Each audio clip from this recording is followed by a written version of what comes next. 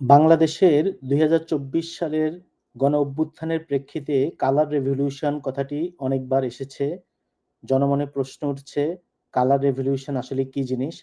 চলুন জানা যাক কালার রেভলিউশন কি। কালার রেভলিউশন বলতে সাধারণত সেসব বিপ্লবকেই বোঝানো হয় যেসব বিপ্লবে সরকার বিরোধী শক্তিগুলো বহিঃশক্তি এবং বিদেশি অর্থায়নে এনজিও, মিডিয়া, গণতন্ত্র সহায়তা দানকারী সংস্থা দ্বারা প্রভাবিত হয়।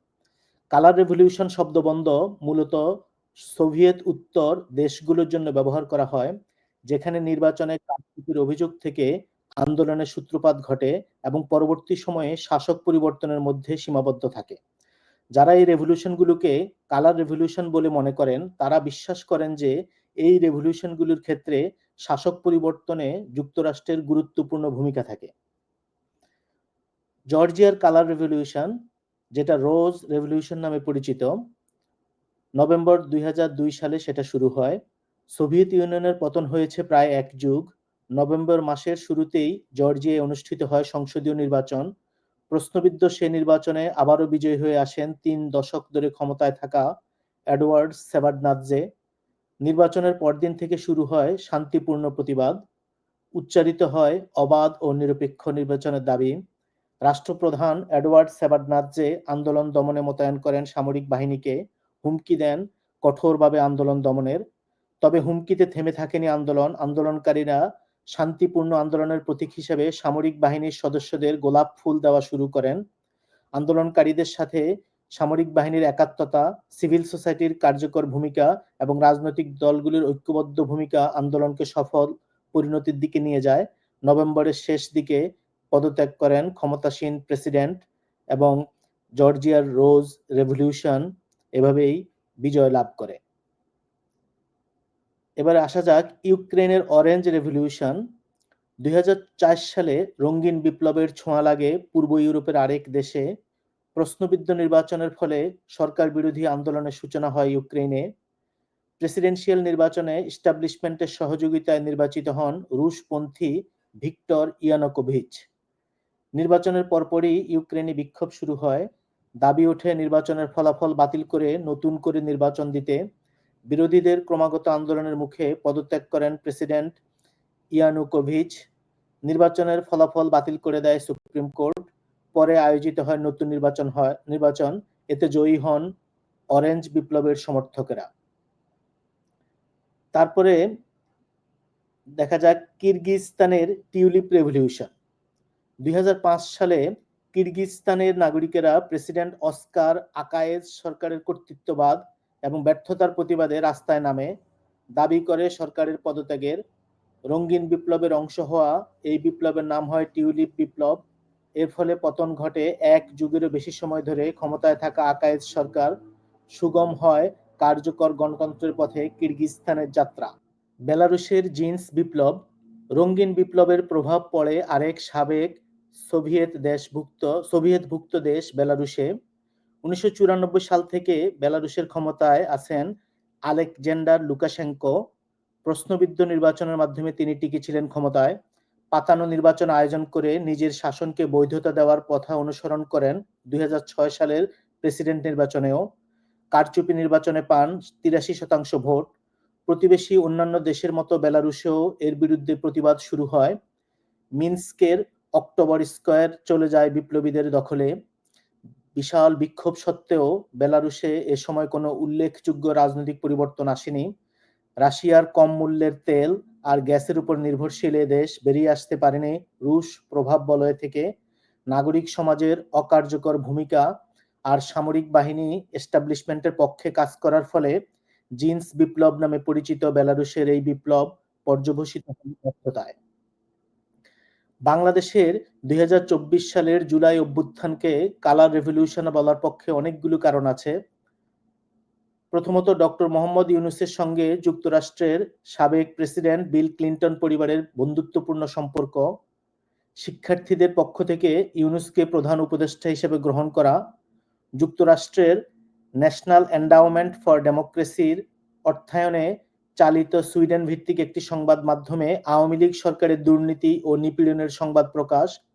যুক্তরাষ্ট্র কর্তৃক ২০২১ সালে গুরুতর মানবাধিকার লঙ্ঘনের অভিযোগে বাংলাদেশ সরকারের একটি আইন শৃঙ্খলা রক্ষাকারী বাহিনী র্যাপিড অ্যাকশন ব্যাটালিয়ন বা র্যাব এর ৭ কর্মকর্তার উপর নিষেধাজ্ঞা আরোপ, নির্বাচনের আগে ক্ষমতাসীন আওয়ামী লীগ ঘনিষ্ঠ কিছু ব্যক্তির উপর ভিসা বিধিনিষেধ আরোপ, ঐতিহাসিকভাবে এনজিও তৎপরতার ধারাবাহিকতা, অন্তর্বর্তী সরকারে এনজিও কর্মীদের মধ্য থেকে বেশ কয়েকজনকে উপদেষ্টা নিয়োগ, মার্কিন প্রেসিডেন্ট জো বাইডেনের সঙ্গে ইউনূসের একান্ত সাক্ষাৎ, যুক্তরাষ্ট্রে ইউনূস কর্তৃক একজন ছাত্র নেতাকে আন্দোলনের মাস্টারমাইন্ড হিসেবে পরিচয় করিয়ে দেওয়া এবং মেটিকুলাস ডিজাইনের মাধ্যমে এই আন্দোলন পরিচালিত হয়েছে বলে উল্লেখ করা, মার্কিন নাগরিককে বাংলাদেশের জাতীয় নিরাপত্তা উপদেষ্টা বানানো, বাংলাদেশের সংবিধান সংস্কারের দায়িত্বে ন্যাটোর থিঙ্ক ট্যাঙ্ক আলী রিয়াজকে দায়িত্ব দেওয়া, বাংলাদেশের সহায়তায় ইন্দো প্যাসিফিক নিরাপত্তা জোরদার এবং মিয়ানমারে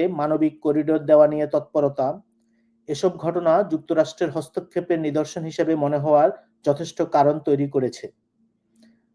কলাম্বিয়া বিশ্ববিদ্যালয়ের অর্থনীতির অধ্যাপক জেফ্রি স্যাক্স খুবই স্পষ্টবাদী মানুষ। তিনি ২০২৪ সালের আগস্ট মাসে বাংলাদেশে হাসিনা সরকারের উৎখাতের পেছনে কালার রেভলিউশন এবং ডিপ স্টেটের ভূমিকার কথা বলেন। তিনি মনে করেন পাকিস্তানের ইমরান খানকে যেভাবে উৎখাত করা হয়েছে, বাংলাদেশেও শেখ হাসিনাকে ঠিক একইভাবে উৎখাত করা হয়েছে, যার প্রেক্ষিতে রিসেন্টলি কবি ও গবেষক ফরহাদ মজহার সেটি স্বীকার করতে বাধ্য হন। ফরহাদ মজহার বলেন, গণ অভ্যুত্থান হয়ে গিয়েছে মার্কিন সহায়তায় রেজিম চেঞ্জ। যদিও তিনি সরকারের সাথে খুবই ঘনিষ্ঠভাবে আছেন। Now, when it comes to Bangladesh, which is another South Asian country, the government that was thrown out in protests by students recently, no doubt had fomented reasons for protest, but the United States often stokes such protests and takes advantage of them. There's even a name for this phenomenon called color revolutions. It's real. I've seen a lot of it. This is what Victoria Nuland called the revolution in 2014. That's right, the revolution of dignity. Exactly. Right. So it's the same business that you take real measures or you take real unhappiness over some issues and you build it, you stoke it, you use US funded media, you make threats, you cajole the military, you threaten the military, you do all sorts of things. Now, Donald Liu, the same Donald Liu who played the role in overthrowing Imran Khan, showed up in Dhaka, Bangladesh this spring. There he was. And after his visit, again on secondhand reports, the prime minister at the time before her overthrow told her political associates that she had been threatened by the United States. And it was at the time of Liu's visit. A few weeks later, the protests, a few weeks after that, the military told her, we can't defend you, and she fled to India. That's what we know. In my article, I call for an independent UN investigation. I don't say that it absolutely was the U.S. hand. I say that there is a lot of circumstantial evidence and a lot of claims that require an investigation. But what I can tell you, Judge, after 44 years of close observation all over the world, not because this is my day job, but because my day job is economics, but I see a lot. I see a lot of what the U.S. is doing and how it is manipulating, and leaders tell me we feel threatened by the United States. This is an ongoing, deadly operation of the United States. These operations almost always fail, by the way. Sometimes they fail to dislodge the government, but the other kind of failure is they dislodge a government, and then the result is ongoing chaos, civil war, coups, further assassinations, complete unrest and disarray, terrorism. We don't succeed in this kind of action. We destabilize. And the U.S. does this so often that it is understood by other countries that this is the U.S. aim, purpose, and modus operandi. And it's why, for example, Russia, President Putin says, don't tell us you're a friendly power and that NATO is a defensive operation. We see with our own eyes how you overthrow governments, how you intervene, how presidents sign intelligence findings to overthrow governments. They're not naive. President Putin's anything but naive. As a senior KGB official, he understands how the U.S. government operates. That's why he doesn't want NATO anywhere near his border. Thank you very much. And this is the problem. We are destabilizing the world and driving the world closer and closer to World War III this way. Now, in my article, I do not make a definitive judgment because the evidence isn't there on Bangladesh. Right. But the circumstances are enough to tell everybody. First, to the U.S., stop this behavior. This is completely reckless for the world. And second, it's important to investigate what happened. 2025 সালের March মাসে মার্কিন যুক্তরাষ্ট্রের সাংবাদিক টাকার কার্লসনের এক শোতে Republican বুদ্ধিজীবী mic bench বাংলাদেশের ডিপ স্টেটের ভূমিকার কথা বলেন। ইউএসএআইডির মাধ্যমে এর পুরাতন ডকুমেন্টস থেকে তিনি দেখতে পান বাংলাদেশে রাজনৈতিক সচেতনতার সাথে গণ অভ্যুত্থানের সময়কার র‍্যাপ সঙ্গীত এবং এলজিবিটি ইস্যুতে টাকা ঢালা হয়েছিল।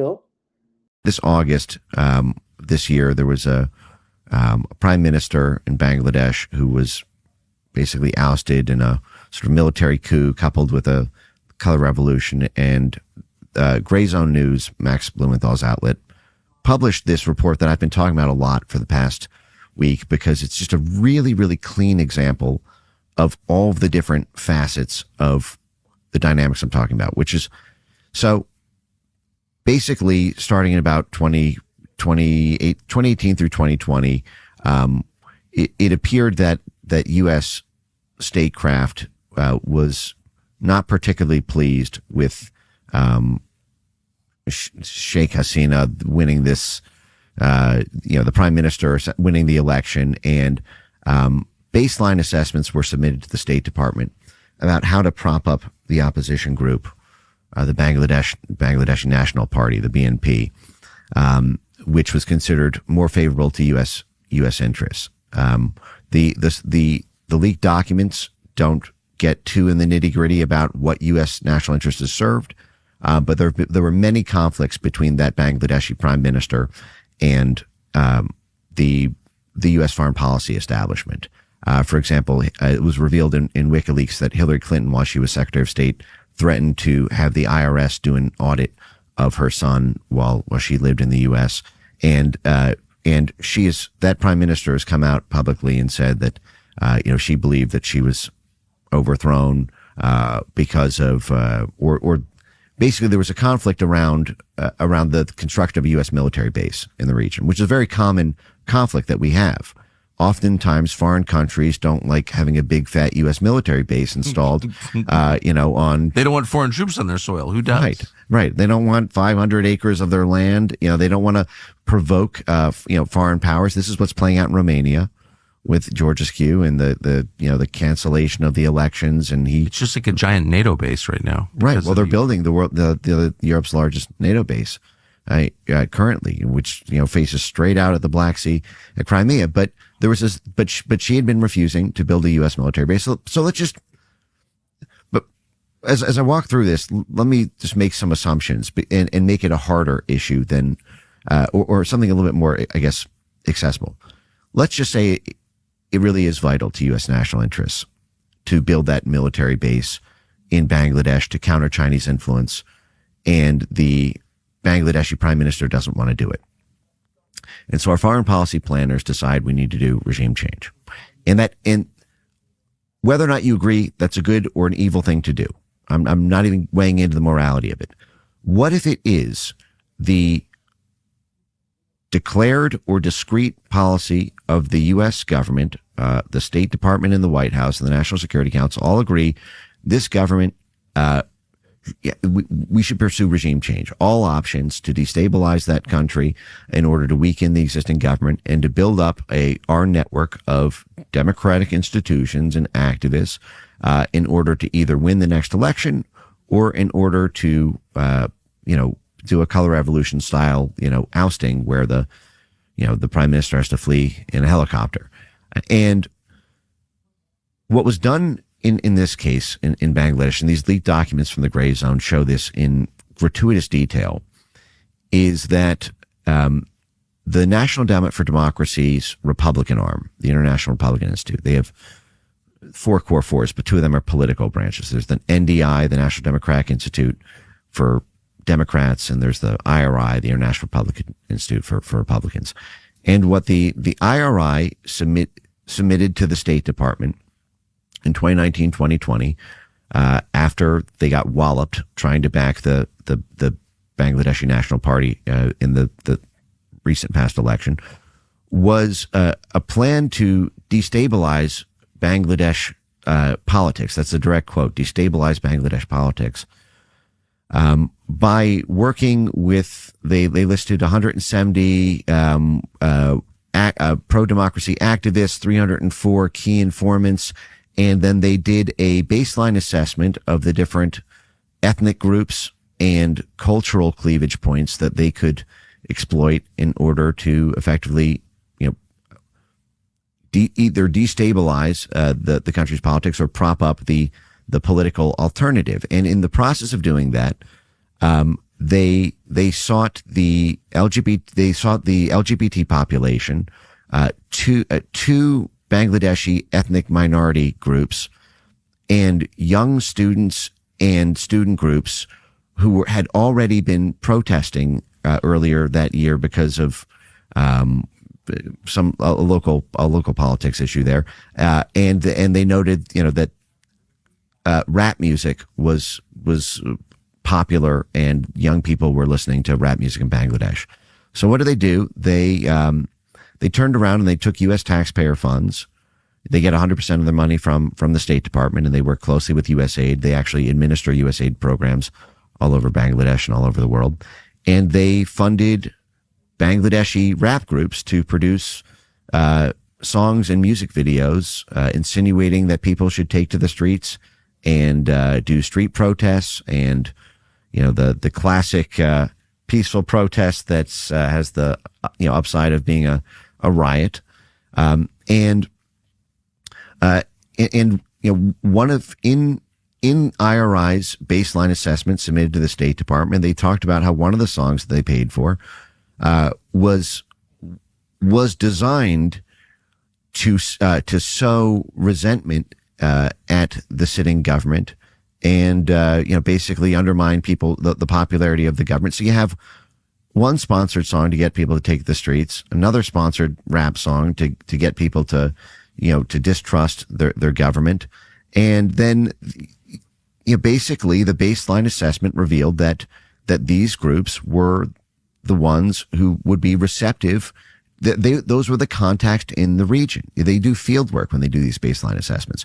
What if the baseline assessment, or the strategic assessment, happens to reveal that the highest ROI for soft power projection is with very unseemly groups and activities? This is, for example, how we end up funding terrorist groups and paramilitaries, and very extreme, because oftentimes when you have a popular government, it's the coalition of the fringes and the extremes and the weirdos and the criminals and the prostitutes. This was in an NED memo in 2009 for Cuba, where the National Endowment for Democracy, they have something called the Journal of Democracy, and they talked about this exact phenomenon, that they might be able to mobilize the Afro-Cuban community to leveraging racial animus against the mostly white Cuban government, and taking note of proclivities for, I think it was prostitution, crime, and drugs, and how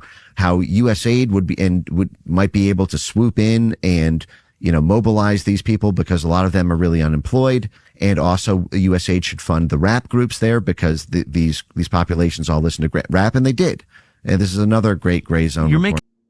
যুক্তরাষ্ট্র সরকার ইউএসএআইডির মাধ্যমে এবং George সোরসের open society ফাউন্ডেশনের মাধ্যমে বাংলাদেশে সর্বমোট $50 million খরচ করেছেন বলে জানা যায়।